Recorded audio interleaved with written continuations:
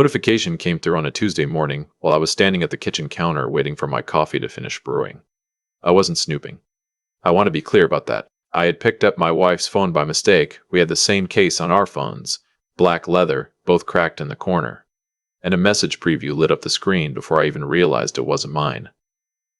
I set it down, picked up my own phone, poured my coffee, and then I stood there for a long time looking out the window at the backyard, at the old oak tree my father-in-law and I had planted together the year my wife and I moved into this house 22 years ago. It had gotten big. The roots were starting to lift the back patio stones. I didn't go back to her phone, not right then. My name is not important. What I am is a 58-year-old man who spent 31 years working in commercial real estate, raised 2 kids in the suburbs of Columbus, Ohio, coached Little League for 9 seasons, and genuinely believed that I had built something solid. Something real. The kind of life that doesn't make headlines and doesn't need to. My wife, I'll call her my wife, because that's what she was for 24 years, was a dental hygienist. She'd worked at the same practice since before we got married. She liked gardening and true crime podcasts, and she made the best lemon pound cake I've ever tasted. We weren't perfect. We argued about money sometimes, about how much time I spent at work, about the usual accumulations of a long marriage. But I loved her. I didn't have any reason to think that wasn't mutual. The man, I'll call her colleague, because that's how it started apparently, had joined the dental practice about 14 months before that Tuesday morning. He was 39. Divorced. He was the new periodontist they'd brought in to expand the practice's services.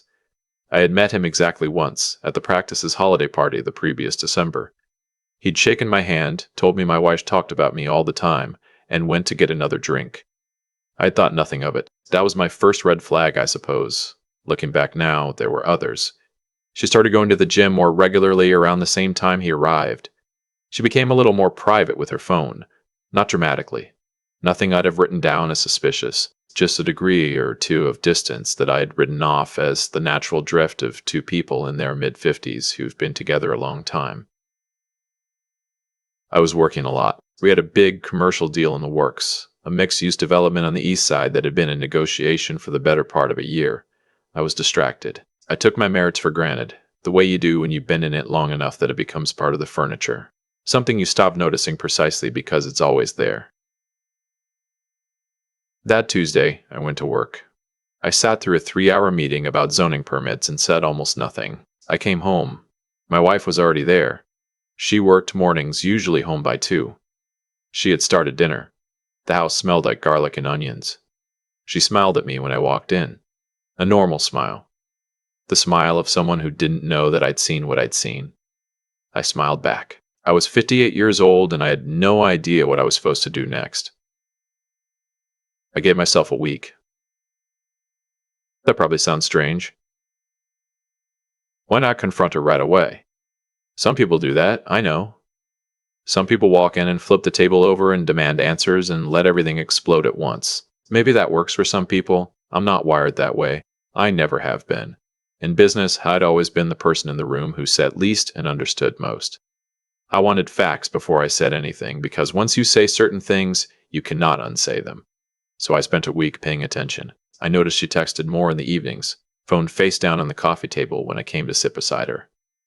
I noticed she'd started parking in the garage instead of the driveway, something she'd never done in 22 years of living in this house. Small things. A different perfume. A gym bag she washed herself instead of leaving it in the laundry like always. At the end of that week, I did something I'm not proud of. I went through her phone while she was in the shower. 15 minutes. That was all I needed. 14 months of messages, not just texts. An entire parallel life conducted through a messaging app I'd never heard of, backed up and preserved. All of it right there on her phone like she'd never once considered what would happen if I found it. I read enough to understand the shape of it. I didn't need to read everything. Some of what I read I will carry with me for the rest of my life whether I want to or not. I put the phone back exactly where she'd left it. I went downstairs. I finished the crossword I'd been doing before she got home. When she came downstairs in her robe and asked if I wanted tea, I said yes. She made 2 cups. We watched the news. She fell asleep on the couch. I sat there watching her sleep, a woman I had loved for 24 years, and I felt something I hadn't expected to feel. I didn't feel rage. I felt something much quieter and much sadder than rage. I felt the particular grief of watching something you thought was permanent reveal that it never was. She told me herself, 3 days later. I hadn't said anything yet. I was still thinking, still deciding. And then one evening after dinner, while I was washing dishes, she came into the kitchen and sat down at the table and said she needed to talk to me. She'd been crying already. I could tell from her face. "I need to tell you something," she said. "And I need you to know that I'm sorry. I'm so sorry. I don't know how to do this." I turned off the water. I dried my hands. I sat down across from her. "I've been seeing someone," she said. She looked at me the way people look when they've been rehearsing a conversation and have arrived at the part they couldn't rehearse in a conversation and have arrived at the part they couldn't rehearse. "How long?" I said. She looked at her hands. "About 14 months. 14 months. Almost the entire time he'd been at the practice." I did the math in real time and didn't let my face change. "Who?" I said. She said his name. I nodded. I'm not in love with him," she said, and this is the part where I want to be precise because I think precision matters here. She said it like she was offering me something. Like this was the piece of information that was supposed to make the rest of it manageable. Not in love, as though 14 months was a rounding error. As though the question of love was the primary issue. "You want me to say something?" I said. "I want you to. I don't know what I want. I want to fix this. I want us to go to counseling. I want 14 months is not a mistake," I said. She was quiet. "A mistake is one night you regret immediately. 14 months is a decision you made and kept making, every single day for over a year." She started crying in earnest then. I didn't move toward her. I don't say that to sound hard. I say it because it's true. "Is it over?" I said. "Yes, I ended it. 2 weeks ago." 2 weeks ago? So she had ended it, waited 2 weeks, and then decided to tell me. I understood the sequence. She had wanted to be able to say it was over. She had wanted to arrive at this conversation already holding the resolution. "I need some time to think," I said. I went upstairs. I got into bed. I stared at the ceiling of the bedroom where I had slept next to this woman for 24 years, and I thought about what I was going to do. Her sister called me 4 days later. I should tell you something about my sister-in-law. She is 3 years younger than my wife, lives about 20 minutes away, and has always been the kind of person who makes other people's business her own, without ever being asked. I've never disliked her. Exactly. We've just never had the kind of relationship where she would call me for any reason. In 24 years, I could count on one hand the number of times she'd called me directly. "I know what's going on," she said, which was her opening line, without even a hello. "Okay," I said, "and I think you need to hear some things. My sister is devastated. She made a mistake, but she made it because she felt invisible in this marriage for years. You were always working. You were never present. She had a 14-month affair," I said. "I know that, and I'm not saying it's right. But you need to look at your part in this. My part in this." I stayed on the line for another 2 minutes out of courtesy, and then I said I had to go and I hung up. Her brother called the next day. He and I had watched football together for 2 decades. We had grilled steaks in each other's backyards. He called me brother-in-law always, even in casual conversation, like it was a title he was proud of. "Listen," he said. "I'm not calling to lecture you. I'm calling because I love my sister, and I love you, and I think you two can get through this. I really do. She knows she screwed up. She's been a wreck. But 24 years, you don't just walk away from 24 years?" "I haven't made any decisions yet," I said. Good. That's all I'm asking. Just don't do anything permanent while you're still in it, Be the bigger man here." Be the bigger man. I wrote that phrase down in the notepad I keep by the bed. I'm not sure why. Maybe I wanted to look at it.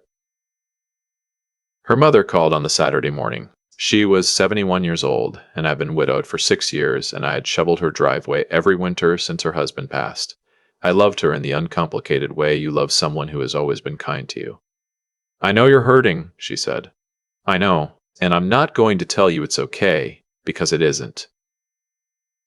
But I want to ask you something, and I want you to really hear me. Of course, I said. What kind of man do you want to be at the end of this? When you look back on this moment 20 years from now, what do you want to have done? It was a good question. Better than anything her sister or brother had said. I told her I appreciated her calling. I told her I'd think about it. I did think about it. I thought about it a lot. What nobody in her family knew, what I hadn't told my wife yet, was that I had already spoken to an attorney. I had called him the morning after she confessed, not out of rage, not out of an immediate decision to leave, but because I wanted to understand what my options looked like before anyone started telling me what those options should be.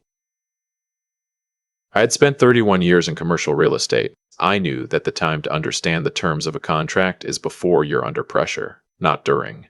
My attorney, a man I'd worked with professionally for years, walked me through everything. The house, the retirement accounts, the investments. My wife and I had kept our finances mostly joint for the marriage, which was something I'd always considered a point of trust. I had a 401k through work and a separate brokerage account I'd built over the years, along with equity in the house that we'd paid down together. In Ohio, marital assets are divided equitably, not necessarily equally. My attorney explained what that meant in practice. I listened carefully. I asked questions. I left his office with a clear picture of what a divorce would cost, what it would preserve, and what the process would look like. I was not going to make this decision in the heat of the moment, but I was also not going to make it blind. The conversation that ended everything happened on a Sunday evening, 6 weeks after she confessed. I had spent those 6 weeks doing what I'd said. Thinking. I had not slept in our bedroom. I was using the guest room, and she hadn't pushed back on that. We ate dinner together sometimes, mostly in silence. She had started going to a therapist. She left the receipts for the sessions on the counter like proof. She knocked on the guest room door that Sunday. I told her to come in. She sat on the edge of the bed. She looked like she hadn't slept in a month, which was probably true. I need to know where you are, she said. I need to know if there's any possibility at all, that you're willing to try. I've been thinking about that question for 6 weeks, I said. I know. I want to ask you something first, I said. And I want an honest answer. She nodded. When you were with him, over those 14 months, how many times did you think about telling me? She was quiet for a long time. A lot, she said finally. And I didn't, because I didn't want to lose you. And because it was easier not to. Easier not to. 24 years of marriage and I was the inconvenient variable in her equation. She hadn't ended it because she felt guilty. She hadn't ended it because she chose me. She'd ended it, she had told me, because things had gotten complicated between them. Her words, complicated. She had not chosen me. She had simply run out of the other option. I'm going to be honest with you, I said. I've thought about this every day. I've thought about what it would mean to stay. I've thought about counseling and what that would look like. I've thought about whether I could get to a place where I didn't think about this every time I looked at you. She was very still. I can't, I said. I've tried to imagine it, and I can't get there. Not because I don't care about you, but because you didn't end it because you chose me. You ended it because it fell apart on its own. And I can't build a marriage on what's left when the alternative didn't work out. She cried. I let her cry. I didn't move to comfort her. And I want to say again that this is not because I'm a hard person. It's because there was nothing I could do that would have been honest. Any comfort I offered would have been the wrong kind of kindness.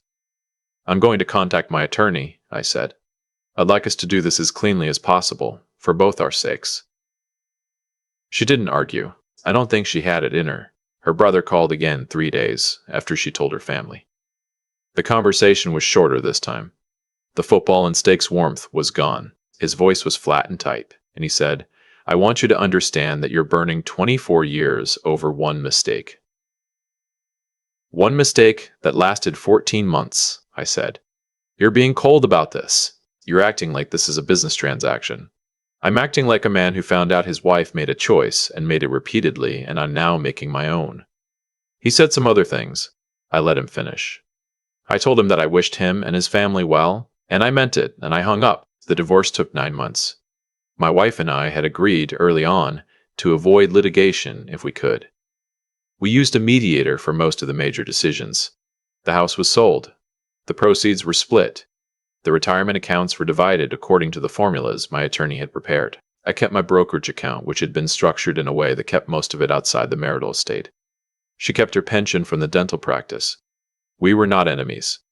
That matters to me. We had 2 adult children who did not need to watch their parents destroy each other, and we both knew it. My son was 31, living in Denver with his girlfriend. My daughter was 27, working in Chicago. They had known their parents as a unit their whole lives, and unwinding that was hard enough without adding fire to it. I told my kids together, over a video call, before the paperwork was filed. I told them their mother and I were separating, that it had been a mutual decision, that we both loved them. I did not tell them the reason. That was not mine to tell, and it was not something they needed to carry. They asked questions I answered as honestly as I could. My daughter cried. My son was quiet in the way I recognized because he got it from me. I am not going to tell you that I came out at as fine, that would be dishonest. The first winter alone was hard in ways I hadn't anticipated. The house I rented was smaller than I was used to, a 2-bedroom in a neighborhood I didn't know, and the evenings were long in a way they had never been when there was someone else in them. I cooked badly. I slept poorly. I watched more television than I've watched in my entire adult life. I thought about her more than I wanted to, not always with anger. Sometimes just with that same quiet grief I'd felt watching her sleep on the couch that first night. The feeling of looking at something you believed in and realizing it had been partly imagined all along. What I did not do was second-guess the decision. Not once. I'd asked myself the question her mother posed. What kind of man did I want to be when I looked back on this? And the answer I'd arrived at was the same every time I asked it. I wanted to be a man who was honest about what he could live with. Not a martyr. Not a pushover. Not the bigger man in the way her brother meant it. Swallowing something unswallowable in the name of preserving the furniture of a life that had already been broken. I wanted to be a man who knew the difference between forgiveness and acceptance. Because I could forgive her. I did, eventually, in the private way that forgiveness happens. Not as a gift you give to someone else, but as a weight you put down for yourself. But forgiveness was not the same as continuing. I could forgive her and still not be able to build a life on what remained. That distinction mattered to me. It still does. 14 months after the divorce was finalized, I sold my company's interest in the East Side development that had been in negotiation for so long. It closed. It was a good deal. I took my commission, cleared my desk, and retired 3 years earlier than I'd planned. I moved to Asheville, North Carolina. A friend from college had been living there for years and had been telling me to come down since before the marriage fell apart. I found a house in the hills with a long porch and a decent kitchen and more quiet than I'd had in decades. I learned to cook properly. I hiked more than I'd hiked since my 30s. I started playing golf again, badly, which I found I didn't mind.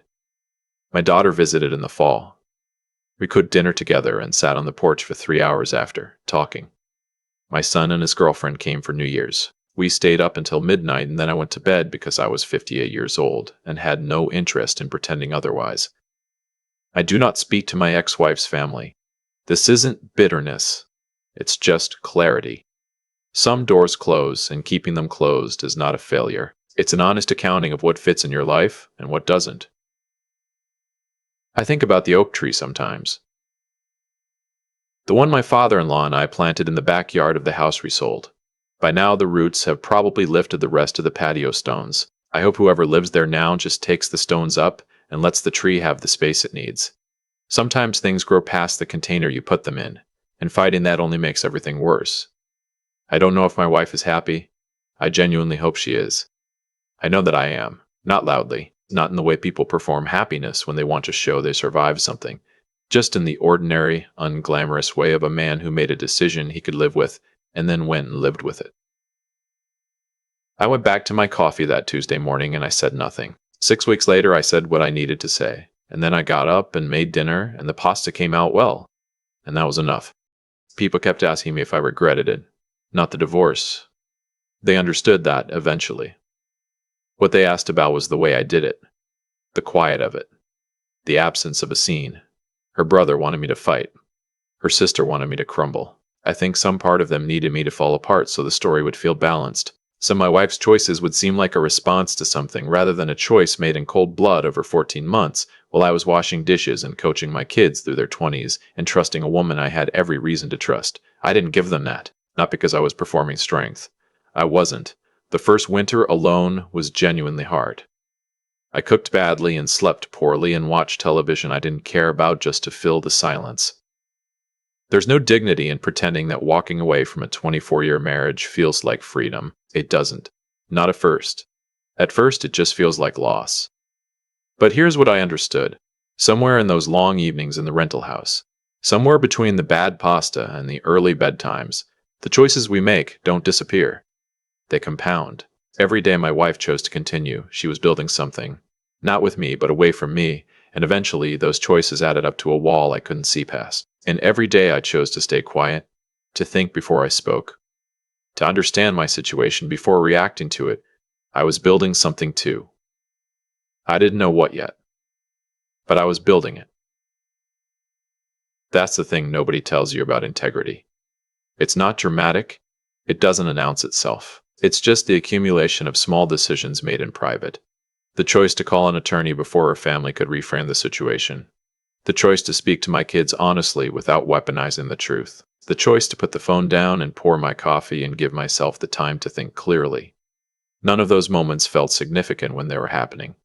Collectively, they became the difference between a man who survived this and a man who was defined by it. Her mother asked me what kind of man I wanted to be when I look back on this. I've thought about that question more than any other. And the answer I keep arriving at is simple. I wanted to be a man who was honest about his limits. Not cruel, not bitter, just honest. Because there is a kind of false nobility in absorbing more than you can honestly carry, and staying for the appearance of strength while quietly losing yourself. That's not the bigger man. That's just a man who's learned to swallow. I moved to Asheville. I learned to cook. I sat on a porch in the mountains and watched my kids grow into people I genuinely liked. I forgave my wife, not as a performance, not as something I announced, but as something I'd put down one ordinary Tuesday morning and didn't pick back up. What I built from the wreckage wasn't remarkable, just a life I could look at directly. That was enough. That's always been enough.